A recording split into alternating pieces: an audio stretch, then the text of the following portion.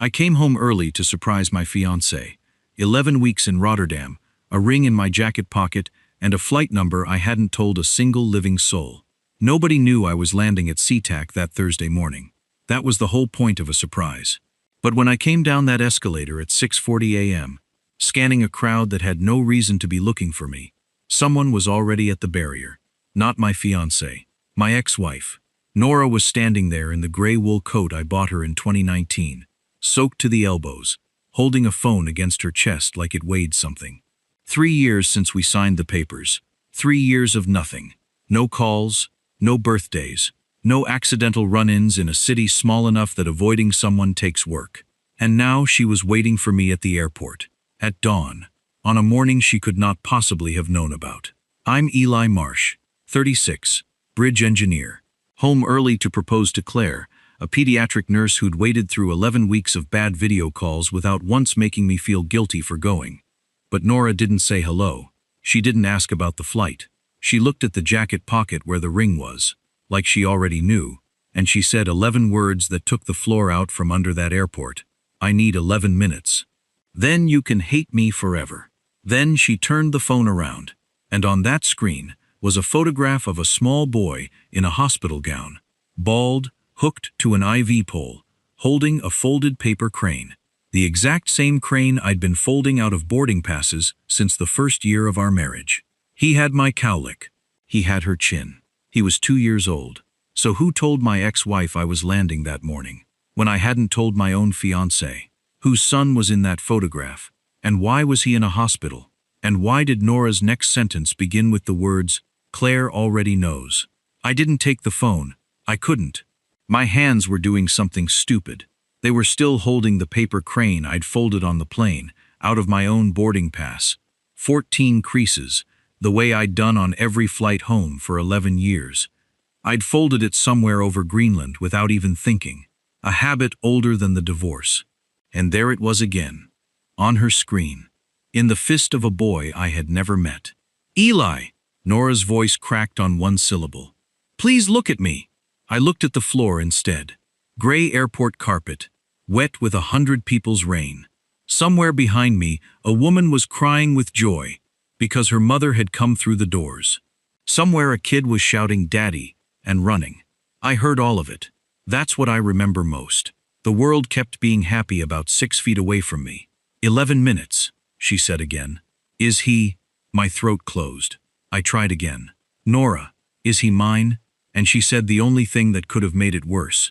He has been for 2 years and 8 months. The parking garage smelled like wet concrete and old exhaust.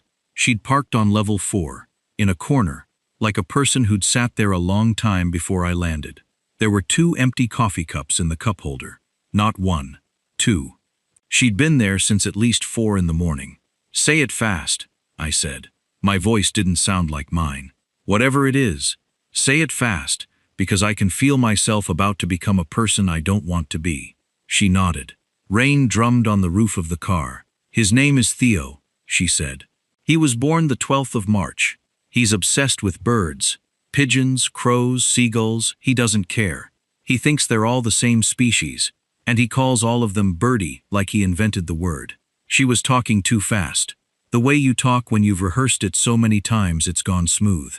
He sleeps with his feet on the pillow. He hates strawberries, but loves strawberry yogurt. He laughs exactly like your mother did. Stop. He's been in the hospital for 19 days. I turned and looked at her for the first real time. 3 years had put lines by her mouth that weren't there before. Her hands were wrecked. She restores old books for a living, so they were always stained, always nicked. But now the nails were bitten down to nothing. There was a hospital wristband under her sleeve. She'd been wearing it long enough that the ink had gone soft. What's wrong with him? I said. Severe aplastic anemia. She said it the way you say a word you've had to learn. His bone marrow stopped making blood. It just stopped. No cause, no reason. They tested him for everything. It's nobody's fault. Her mouth twisted. They told me that a lot. Nobody's fault. Okay, I said. Okay, what do they do? What's the treatment? And that's when she finally stopped talking fast. There's a transplant, she said quietly. Stem cells. He needs a donor, with a matching immune type. They checked the registry. They checked me. They checked my whole family. The rain got louder. And I'm not a match. Nobody is.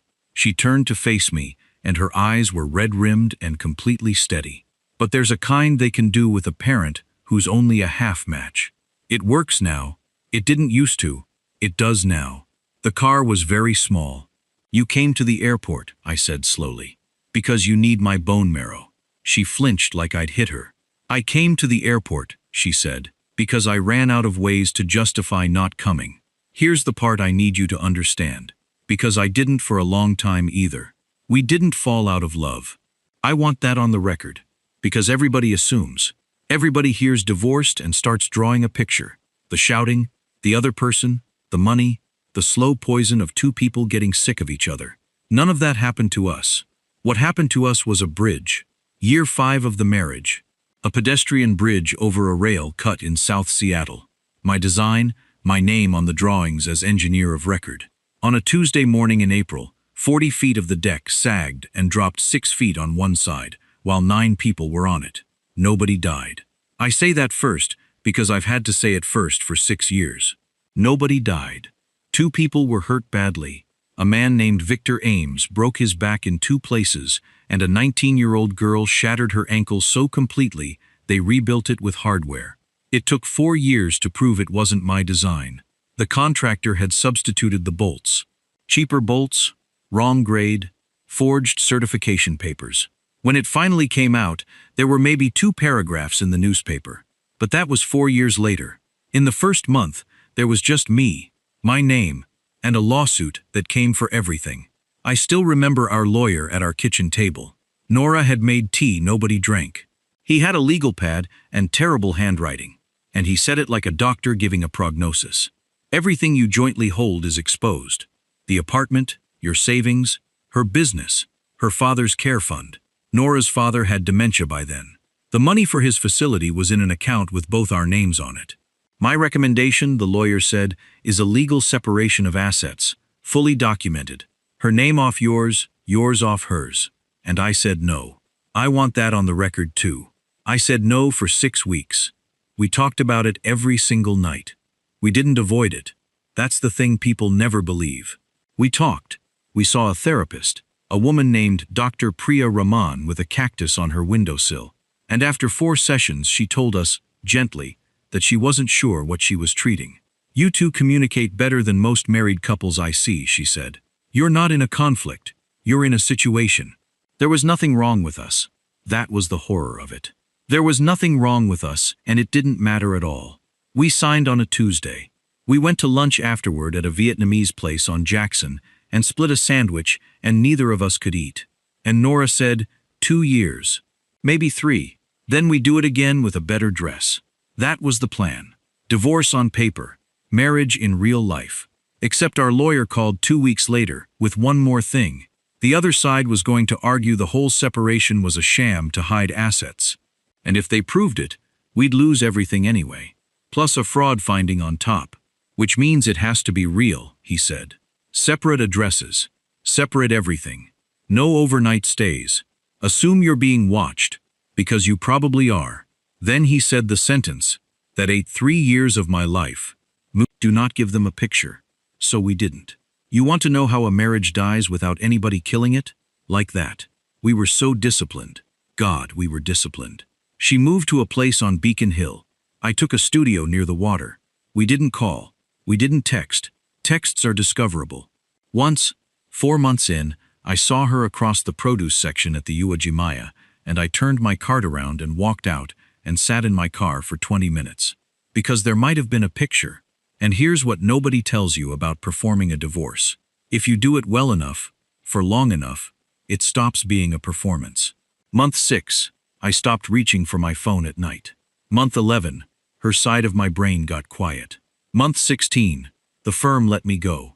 Quietly, no announcement. And Rotterdam came up. A 3-year posting. Career-saving work for a man whose name was Mud in his own city. I brought it to her. I asked to meet at a park. In public, like criminals. And I half hoped, I have never admitted this out loud, I half hoped she'd say don't go. Because I had lost the ability to ask for anything directly. Every want I had felt like a liability, like something they could photograph. Nora sat on that bench and looked at the water and said, "You should take it." I heard. She's done. She meant something else entirely. I wouldn't find out what for 3 more years. 19 days, Nora said. In the car. In the garage. That's how long after we signed that I took the test. I sat very still. 19 days, she repeated. Eli, I looked at those 2 lines and I sat on the bathroom floor and I laughed. Because it was so, her voice went thin. It was so stupid. It was the funniest, cruelest thing that has ever happened to me. You should have called. I recorded a voicemail 4 times. You should have called. Nora, a child is a picture. She screamed it. In a parking garage at 7 in the morning, with her hands flat on the steering wheel. The echo went out and came back and died. A child is a picture, she said again, quieter, wrecked. That was the one thing that proves 2 people never actually separated. That was the exact thing he told us not to give them. You had spent everything, your career, your name, our whole life, to build a wall between them and my father's money. And I was going to hand them a baby? I couldn't breathe right. So I decided, she said, that I would carry it. For 2 years, until the case closed. And then I'd tell you, and you'd be angry, and I'd take it, and we'd figure it out. She wiped her face with the back of her wrist. That was the plan. That was a good plan. The case closed 16 months ago. Yes. So why? And she looked at me. And she told me the true thing. The one that cost her more than all the rest of it. Because by then you were happy. The rain filled up the silence. You were in Rotterdam, she said. There were photos. There was a woman with a really kind face. And I thought, I'd already stolen 2 years. If I came back now, I wouldn't be giving you a son. I'd be handing you a bill. Her jaw shook. My father stayed with my mother, out of duty, Eli. 31 years of duty. I watched what it did to all 4 of us. I would rather have died than be somebody's obligation. So what changed? She reached over. She took the paper crane out of my hand. I'd been crushing it without knowing. And she smoothed one wing flat with her thumb. His blood counts changed, she said. The children's hospital smelled like warm plastic and hand sanitizer, and weirdly, cinnamon toast. I remember every step of that hallway. The blue line on the floor you follow to oncology, a mural of a whale with a badly painted eye, a vending machine with 1 bag of pretzels hanging off the coil, half fallen, stuck forever.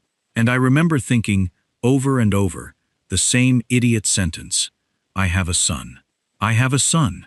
I have a son, and I don't know what he sounds like. They wouldn't let me in.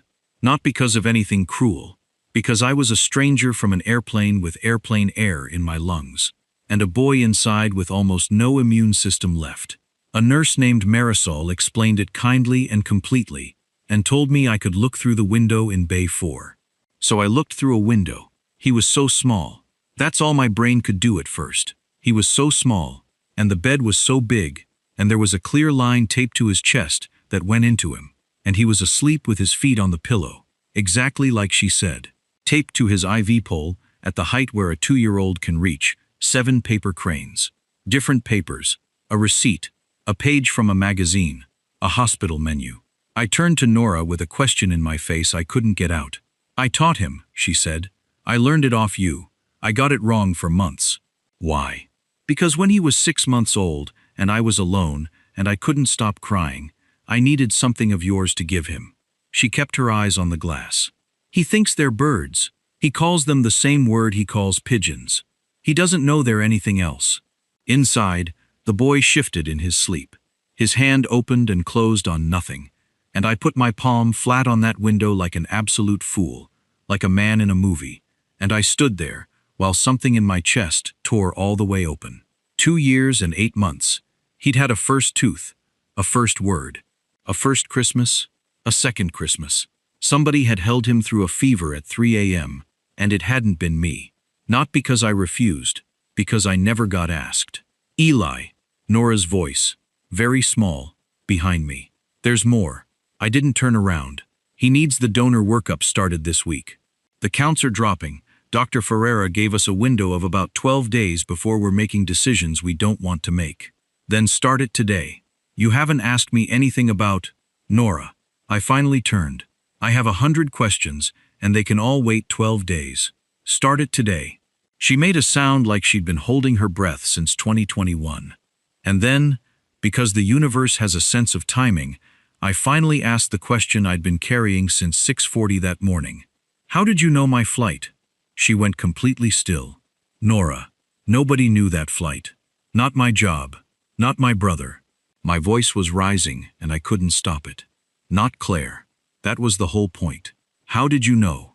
She looked past me, through the window, at our son. Eli, she said. Who do you think has been in that room every night for 19 nights? The floor moved. No. Night rotation. 7 to 7. Nora's face crumpled with something that wasn't triumph. It was grief. It was pity. And that was so much worse. She's the one who found me. 3 weeks ago. She saw the last name on his chart, and she went home and sat in her car, and then she found my address, and knocked on my door at 11 o'clock at night. I heard myself say, "That's not possible." She sat on my couch, Nora said, and she said, "Tell me I'm wrong." I looked back through the glass. At the 7 paper cranes taped along the IV pole, at exactly the height a 2-year-old can reach. 7. I'd only been told about the ones Nora made. Claire texted me your flight number at 10 minutes to 5 this morning, Nora said. From the hospital.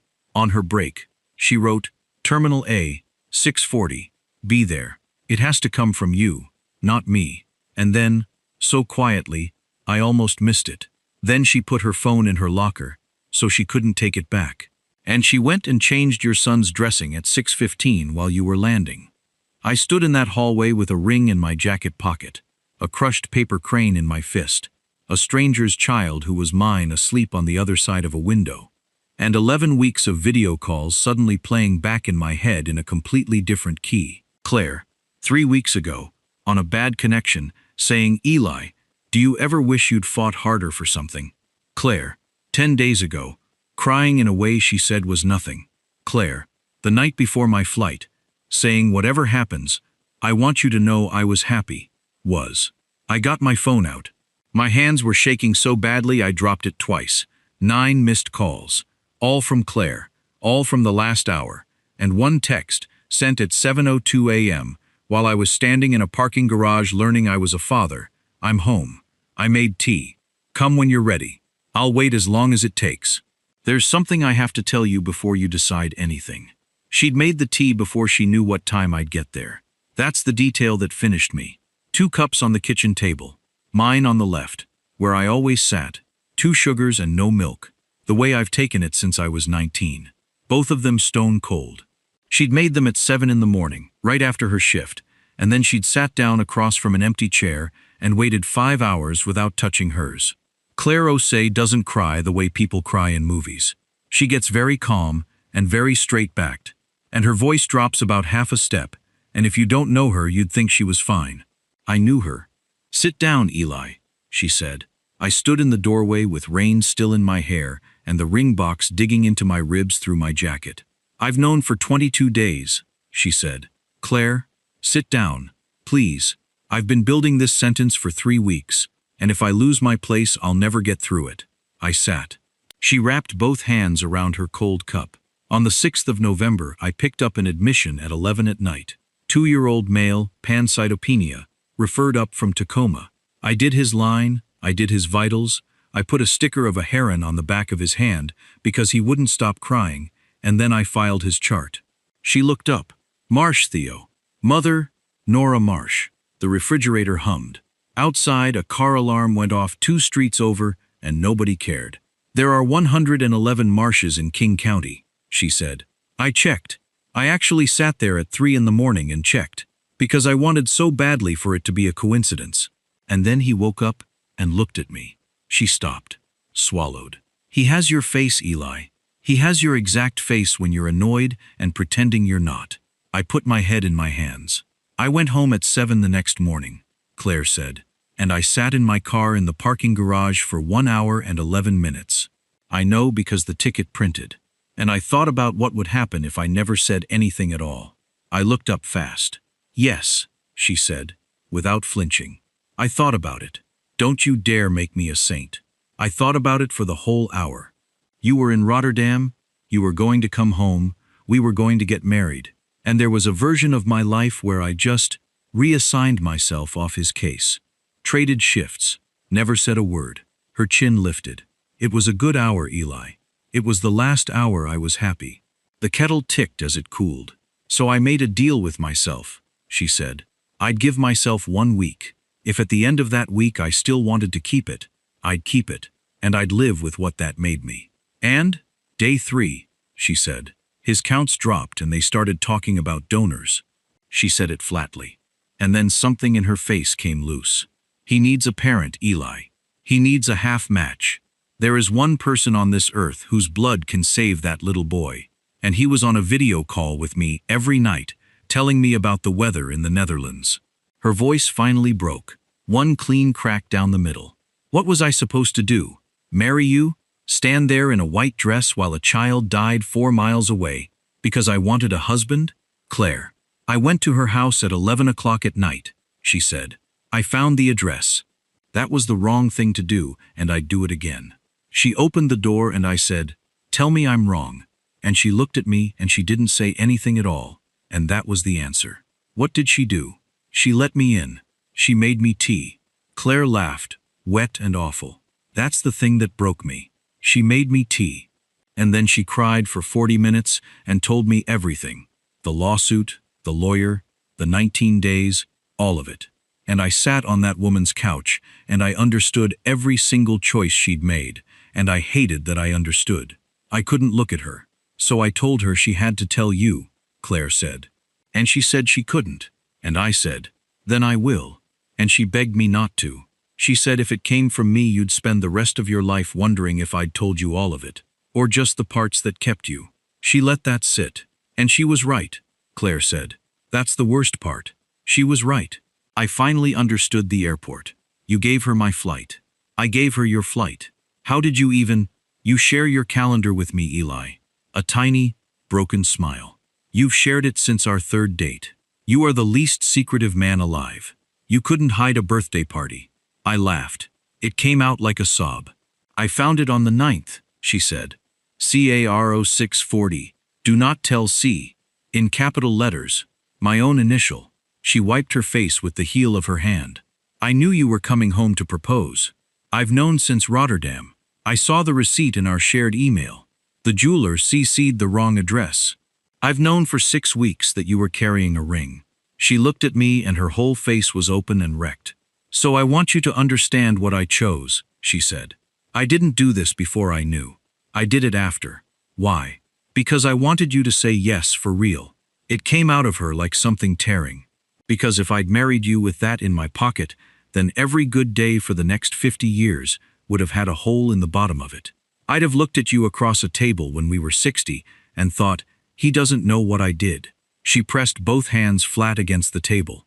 And then she gave me the only unfair thing she gave me that day. And I've thought about it every day since, and I'm glad she did it, because it made her human instead of holy. Choose me anyway. I looked up. Say it, Claire said. Her voice was shaking now, completely. Right now. Say, Claire, I'm going to donate to that boy and be his father and pay for everything and show up every weekend and love him. And then I'm going to come home to you. Say it and I'll believe you, and I will never bring it up again as long as I live. The clock over the stove ticked. It was 12:41 in the afternoon. I opened my mouth, and nothing came out. Not because I didn't love her. God, I loved her. She'd taught me how to be a person again after 3 years of being a case number. She'd waited 11 weeks. She deserved a man who could say that sentence in under a second. But I'd stood at a window that morning and watched a child sleep with his feet on the pillow. And I already knew where I was going to be at 3 in the morning for the rest of my life. And it wasn't a lie I was willing to tell to a woman who'd just handed me my son. 2 seconds passed. 2 seconds. That's all it took. Claire nodded slowly. The way nurses nod when the number on the monitor tells them something the family hasn't figured out yet. Okay, she whispered. Claire, wait.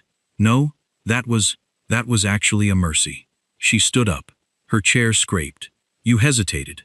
If you'd said it fast, I'd have believed you, and I'd have spent 10 years finding out. She went to the counter, took her keys, and set mine down beside the cold tea.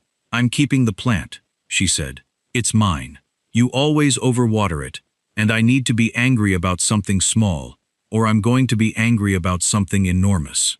At the door she stopped. "Eli." "Yeah, he's scared of the tape." Her voice cracked wide open at last. "When they pull the dressing off his chest, he screams. Nobody's found a way around it yet. He likes it if you count backwards from 10, and he likes it if there's a bird in the room." She wasn't looking at me. "He knows 19 words. One of them is birdie, and one of them is no, and one of them is mama. He doesn't have a word for you yet. Claire, give him one," she said, and she left. I sat in that kitchen for a long time, with 2 cold cups of tea and a ring in my jacket and a woman's shape still in the air, and I understood that I had just been saved by somebody who had every right to let me drown. They started the workup the next morning at 7. Here's what nobody tells you about being a donor. It is the least heroic thing on earth. You don't feel brave. You feel like livestock. They took 14 vials of my blood in one sitting. 14. The phlebotomist apologized twice, and I told her to keep going. They swabbed the inside of my cheek for HLA typing. The immune fingerprint.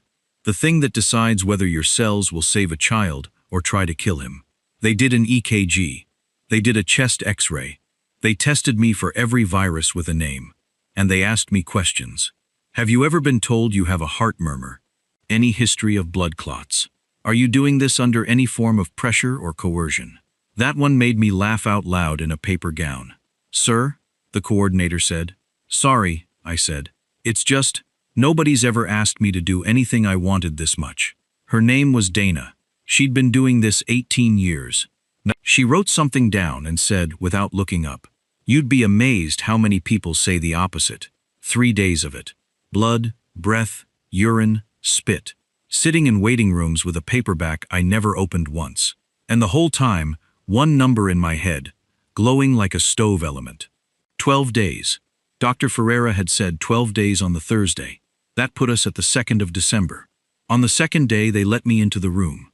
Gown, gloves, mask, shoe covers, washed to the elbows, 30 seconds, twice. Marisol checked me over like a woman inspecting a bridge.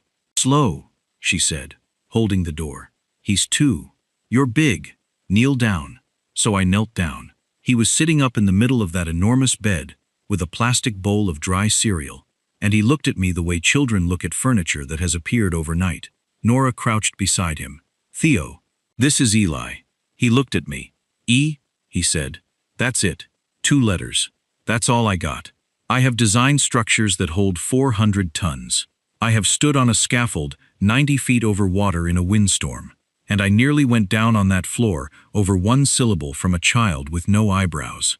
I didn't know what to do with my hands, so I did the only thing my hands know how to do when they're frightened.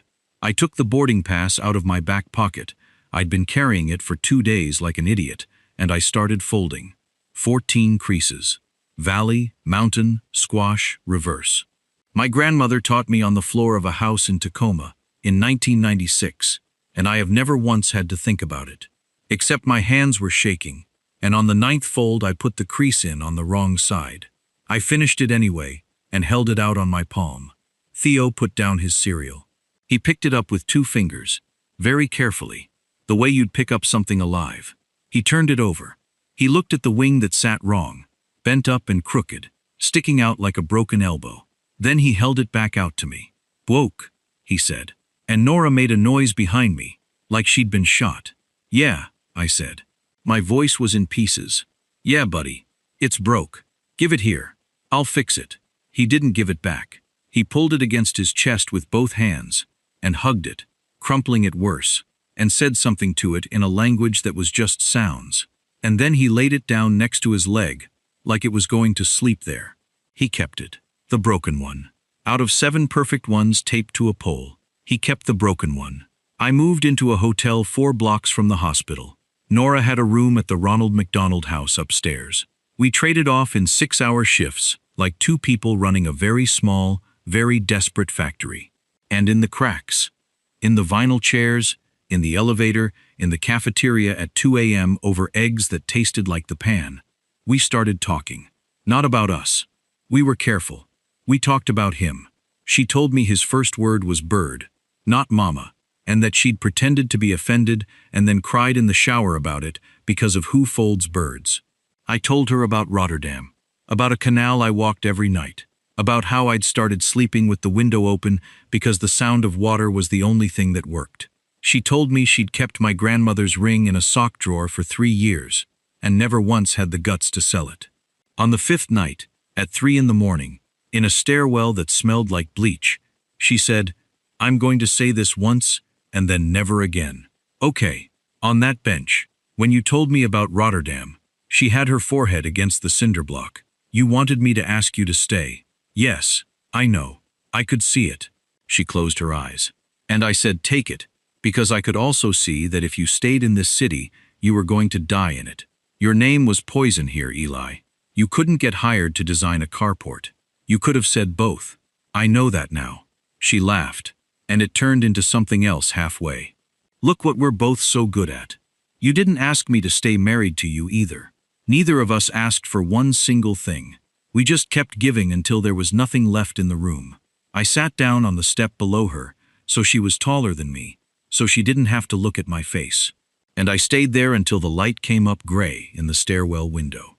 On the 6th day, Dana from the transplant office called me at 8:40 in the morning, while I was standing in line for coffee. "Mr. Marsh, are you somewhere you can sit down? Everybody in the world knows what that means." I stepped out of the line. "Just say it." "Your HLA typing came back. You're a haploidentical match. 5 out of 10. Exactly what we hoped for. That part is good news. That part is very good news. But," a pause I could have driven a truck through. "2 things came up on your workup," Dana said. "Your cardiac screen showed an abnormality on the EKG. It's probably nothing. It's probably an artifact. We see it constantly. But I can't clear you to donate until cardiology signs off, and the earliest slot I have is the 4th. The 4th, 2 days past the window. And the second thing, your CMV status," she said. "It's a common virus. Most adults carry it. It matters because Theo tested negative, and if we give a CMV positive graft to a negative child..." "Dana." My hand was shaking so hard the coffee went over the lid. "Plain words, please." "There's a real chance," she said, "that even after all this, we can't use you." I was still standing there in the middle of that lobby, in front of a mural of a whale with a badly painted eye, when the phone buzzed against my ear, with a second call trying to come through. Nora. She never called. In 6 days she had never once called. She texted, because calling meant hands, and hands meant she'd had to put him down. I switched over. I heard the alarm first. That flat, fast electronic shriek, and voices, and something rolling on wheels. Then Nora, from somewhere very far inside her own body. "Eli." He spiked a fever. "It's 39.6 and it's climbing. And they've called the team. I'm 4 blocks. Eli." A door slammed on her end. "They just said the word sepsis. They took him." That's what nobody tells you about hospitals. That a room can empty in 9 seconds. One moment there are 6 adults and a boy and every machine in the world. And then there's a wheeled bed going down a hallway with somebody running alongside holding a bag up high. And then there's just a room. A room with 2 vinyl recliners and a blanket on the floor and 7 paper cranes taped to an empty pole. Nora was on her knees in the corridor. Not crying. That's what scared me. She was completely silent, kneeling on that shiny floor, with both hands flat on it, like she was trying to hold the building still, and her mouth was open, and nothing was coming out. I got down there with her. I didn't say it's okay, because it wasn't. I didn't say he'll be fine, because I didn't know. I just put my hand flat on her back, between her shoulder blades, and I felt her whole body going like an engine. And after maybe a minute she said, "Into the floor." I did this. "No, I waited 3 years, Eli." "Nora, if I'd told you when he was born, you'd have been here." Her voice tore open. "You'd have been typed already. We'd have had years. We could have done this before his counts crashed. We could have..." "Stop. I made him wait for you. I made a baby wait for you. Because I was proud. Because I took her face in both my hands. Her skin was freezing. "Listen to me," I said. "Aplastic anemia doesn't care what year it is. It came out of nowhere. Ferreira said it herself. No cause. No reason. There was no version of this where you telling me in 2022 stopped a disease that started in 2025. She was shaking her head, over and over, tiny movements. Nora, look at me. I waited until she did. You want to know what you actually did? You raised him alone for 2 years and 8 months, and he still points at strangers and says birdie like the world's a good place. That's not damage. That's a kid who was held. Her face came apart, and she folded forward into my chest, and I held my ex-wife on the floor of a hospital corridor at 4 in the morning, and neither of us had touched the other in 3 years, and it was like coming back to a house you grew up in. They let us see him at 6:15. Sepsis, they said. Bacterial infection in the line, which happens, which is the whole cruelty of a transplant. You burn a person's immune system down to nothing so the new cells can move in. And for 2 weeks, a common bug can kill them. They'd pulled the line. Broad-spectrum antibiotics through a fresh site. Fever down to 38.6. He's stable, Ferreira said, and then, because she is who she is. For now, Nora said, is the graft. Too early to say. Fevers can happen with engraftment too. We won't know which this is for a few days. So it might be the infection eating him, Ferreira said, not unkindly. Or it might be his new immune system, waking up and getting angry. Same fever, same numbers. We wait. She left. And that's how we lived for 4 days, waiting to find out whether the fire was burning the house down or lighting the stove. Day 10. He opened his eyes and said, Mama, and it was the best sound in recorded history. Day 11. His platelets went down again and I had to leave the room and stand in a stairwell for 20 minutes. Day 12. I lost it. There's a stairwell on the east side of that building that nobody uses. Concrete, cold, a window with wire in the glass. I found it on day 1, and it became mine. I was sitting on the 4th step down with my head between my knees when I heard the door. Nora came down and sat on the step above me. She did that on purpose. I know that now. She sat above me so I'd be the small one for a minute, so I wouldn't have to be the man holding everything up. She didn't ask what was wrong. She said, tell me the worst thought. Don't. Say it out loud. It gets smaller. I looked at the wire in the glass. I keep thinking, I said, that I'm going to have known him for 3 weeks. The stairwell hummed. That's my worst thought, I said. That my whole life with my son is going to be 19 days in a room, and I'm going to spend 40 years remembering a kid who said maybe 200 words to me. Nora put her hand on the back of my neck. Do you want mine? She said. No, mine's worse. Nora, mine is that he dies, she said steadily, and you and I stand in a parking lot afterward, and shake hands, and never see each other again. And I lose both of you, in the same week, having only had you back for 12 days. I turned around.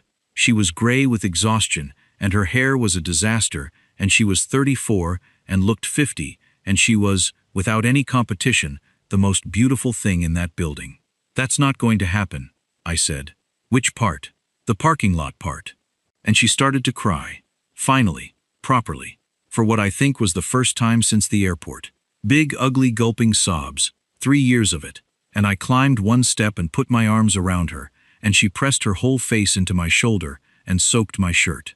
I'm so tired, Eli, she said into it. I'm so tired, I've been so tired for so long. I know. You don't. No, I said. I don't. But I'm here now, and you can put it down. And she did.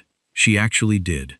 I felt the moment it happened, the exact second her shoulders dropped a ½ inch. 3 years of a woman carrying a hospital and a toddler and a secret and her father's dementia and a business and a divorce that was never real, and she put it down on a concrete step at 9 o'clock at night. We stayed there for an hour. She fell asleep on me at some point. I didn't move. My leg went dead. I let it. Day 14. Nothing. Day 15. Nothing. I want to tell you what waiting for engraftment does to a person. Every morning around 5, a phlebotomist comes and takes a small amount of blood from a child too tired to complain. Around 8, a number appears on a screen. That number is the absolute neutrophil count. The white cells, the soldiers, the thing that says the new marrow is alive and working. Day 13 it was 0.0. Day 14, 0.0. Day 15, 0.0. You start to hate zero. You start to hate a digit. We stop talking in the mornings. We just stand there, shoulder to shoulder, staring at a screen like two people at an airport board. Day 16.1. Ferreira looked at it for a long time. That could be noise, she said. But it could be. It could be noise, Mr. Marsh. Day 17.3. Nobody said anything. Nora put her hand over her mouth and left the room, and I heard her breathing in the hallway. Day 18.6. Marisol was the one who came in with it. She'd been on nights for 2 weeks. She looked at the number, and then at us, and this woman, who I'd watched hold a screaming toddler perfectly still for a spinal tap without blinking, started to cry. "That's engraftment," she said. "That's it. That's your boy making his own blood." And she hugged Nora, and then she hugged me, and a nurse's badge dug into my collarbone, and I have never been so glad to be bruised. It snowed that night. First real snow of the winter, the kind Seattle gets maybe twice, big slow flakes coming down under the parking lot lights. Theo had never seen snow, or he had, at 11 months, which doesn't count. He couldn't go outside. He wouldn't be able to for months.